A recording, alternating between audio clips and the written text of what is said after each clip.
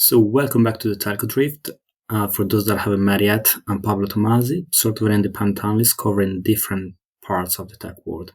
So, in today's episodes, unusual private 5G stories, we will discuss how private 5G has been used in vineyards, theme parks, for utilities. We're going to look at hybrid network, hybrid monster slicing, very slasher Halloween theme type of episode. And of course, we're going to be looking at fully dedicated networks.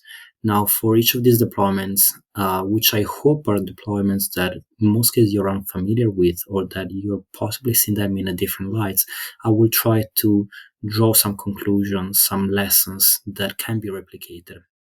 First network that I want to highlight, the first deployment, it's a deployment that is getting a little bit of a bad rap, if you want. It's a deployment that doesn't get a lot of love, and this is AT&T FirstNet.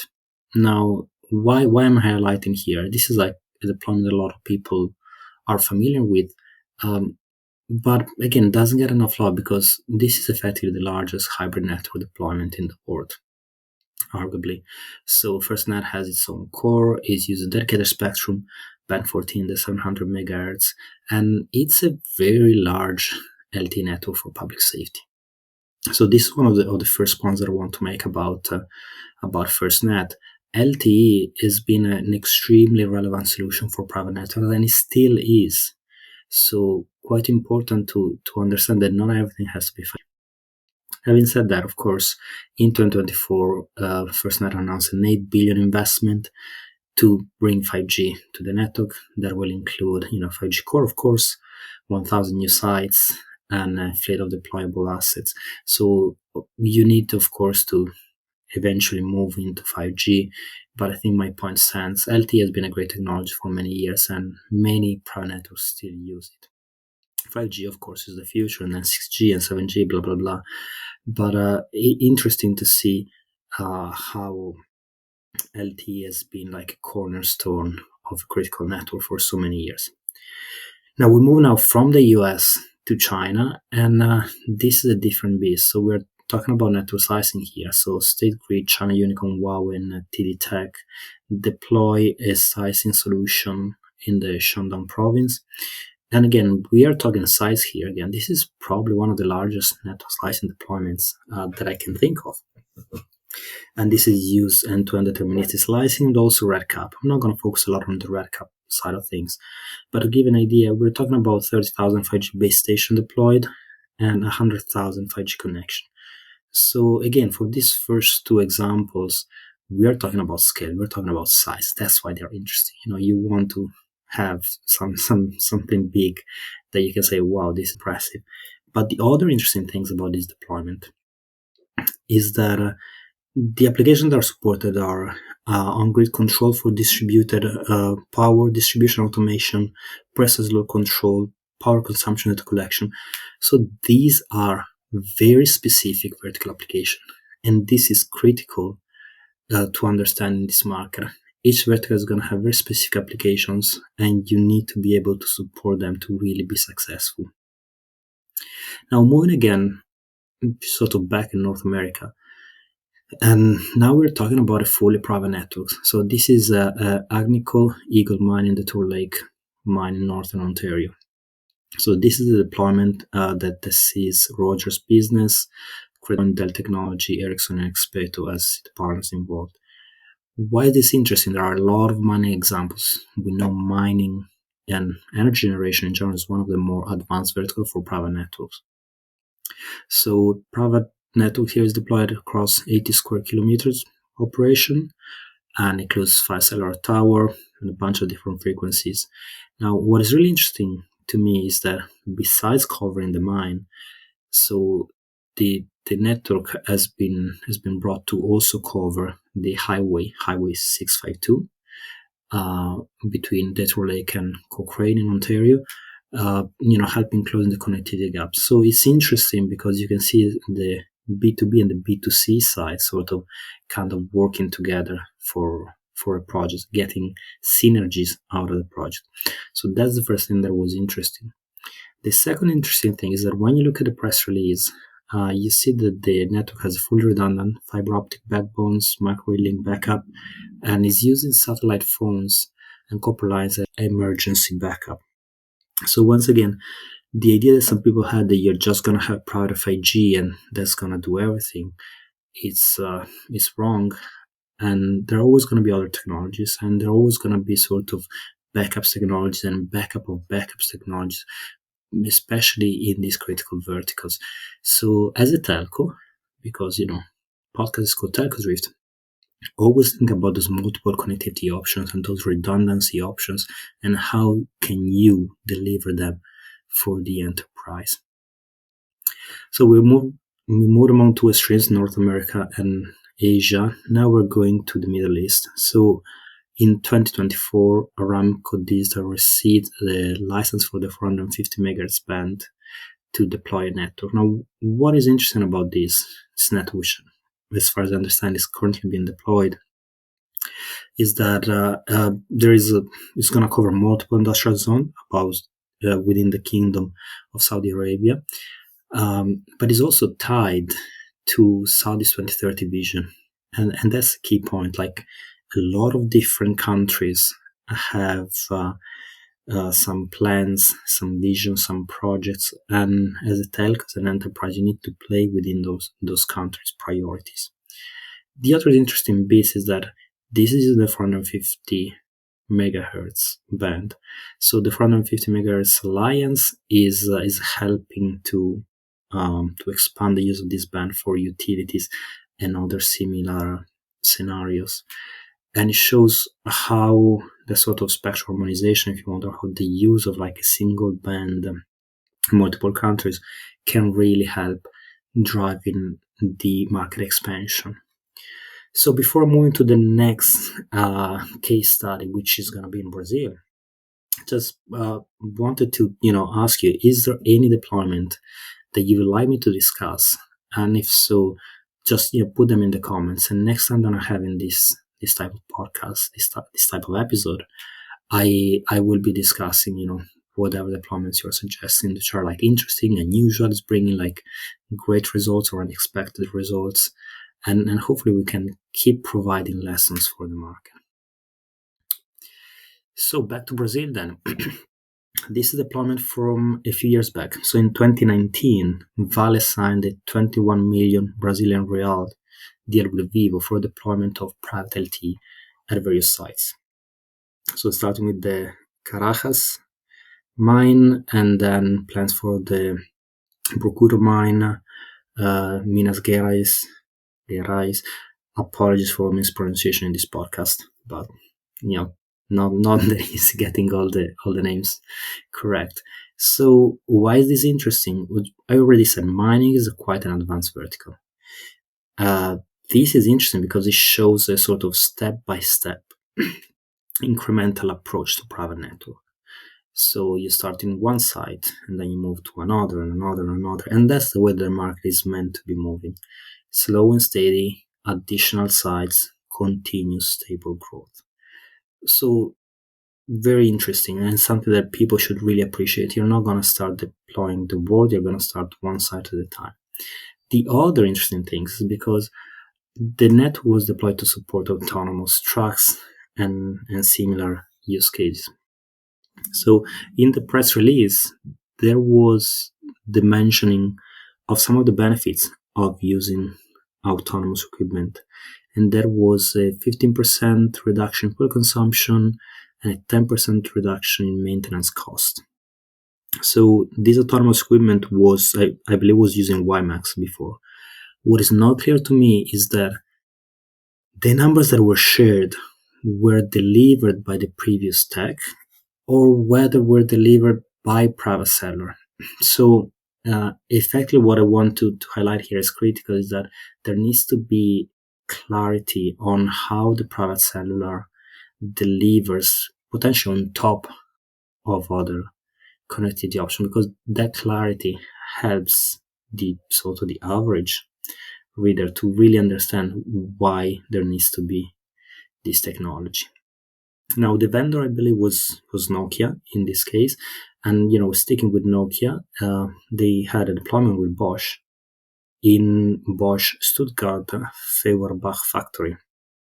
And Bosch had plans to gradually roll out 5G to around 250 plants that Bosch has around the globe.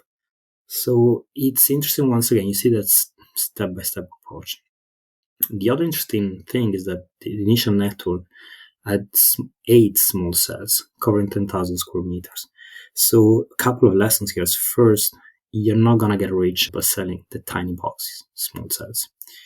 And second, yeah, after the announcement that there hasn't been any follow-ups in terms of like what Bosch is actually doing, how the rollout is proceeding, what is proceeding or not. So there's an element of mystery in private 5G because many companies are not going to be telling me, you, not going to be telling us what they're actually doing with 5G. The best scenario for this market is that 5G becomes such a critical technology that enterprises are not going to be willing to talk about it, but they're just going to be purchasing it. And from an outside perspective, someone looking at the market, that becomes very tricky because you don't really know if the market is growing as it should be. But that would be the ideal scenario. Now, from I believe it was Germany. Now we're moving to South Korea. So CJ Logistics, they deployed private 5G in a warehouse.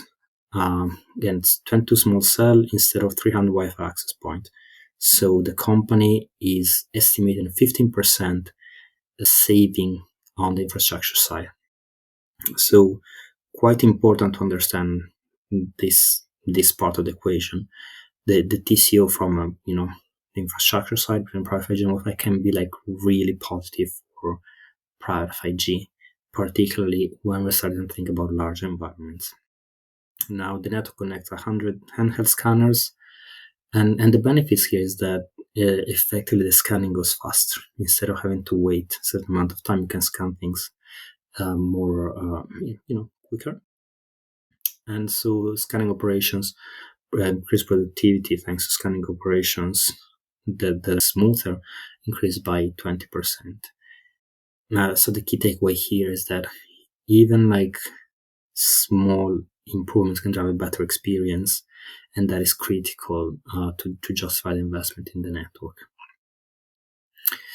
Moving then from South Korea to France, and in this back to 2022, Alcatel Submarine Networks inaugurated what was at the time, according to the press release, the largest private 5G network in Europe. What's interesting about here is that they mentioned 2 years of development and integration. The covers like 50,000 square meters at the Calais site. And it's interesting because that's a long time. And probably we can assume that, before the deployment and integration, there were a similar amount of time just, to get the sales completed. So you need to be patient. Large deployments are going to take a lot of time. The other interesting thing about this deployment is that when you look at the use cases, you have digitization of industrial processes, defined as dematerialization of procedures, which in my mind is sort of replacing pen and paper. Then you have getting sensor data for storage tanks, and optimizing energy resource management. So these are very mundane use cases, and I think it is quite interesting to see how the real needs of the enterprise are not the far-fetched need of VR, drones, and everything, but in most cases are sort of basic data collection and data availability needs.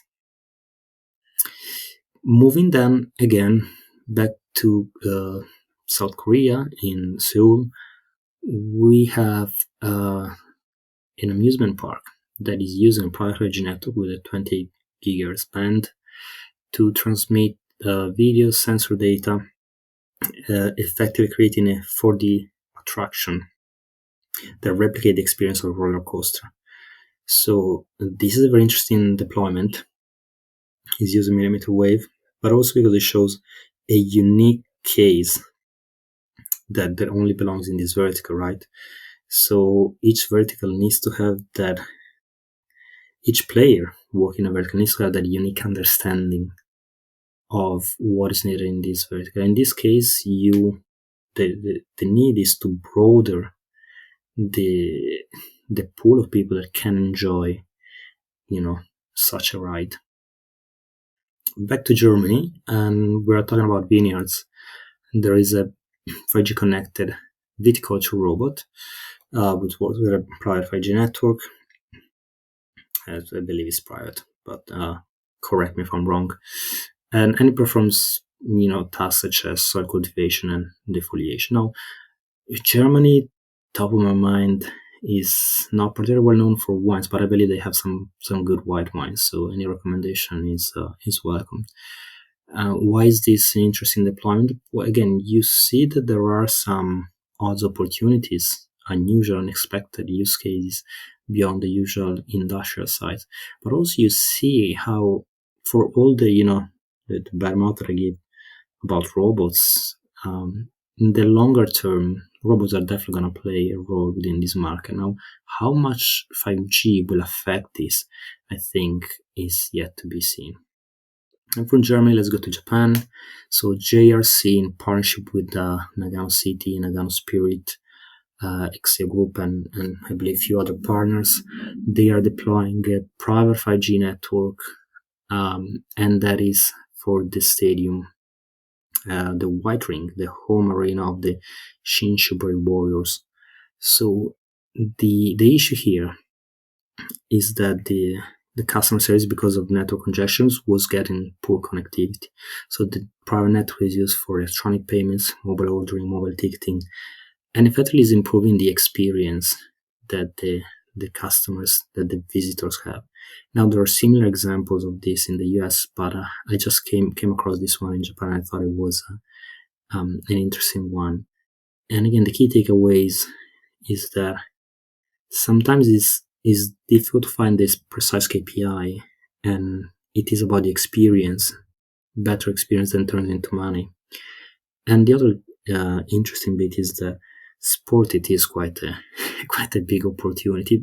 I wouldn't say big, but an interesting opportunity for private 5G. So moving then to another use case that is using some of the more advanced, if you want, or future-looking scenarios, and it is like a Uzun Home Group that is using a minimalist private network from ZTE to create a 5G advanced immersive VR theater. So the reason why this is interesting is because the cloud rendering is been moved at the edge, and that's why you need private networks, private 5G, because it performs better than Wi-Fi. But again, we're sticking with that idea of better experience for an end user or an end customer.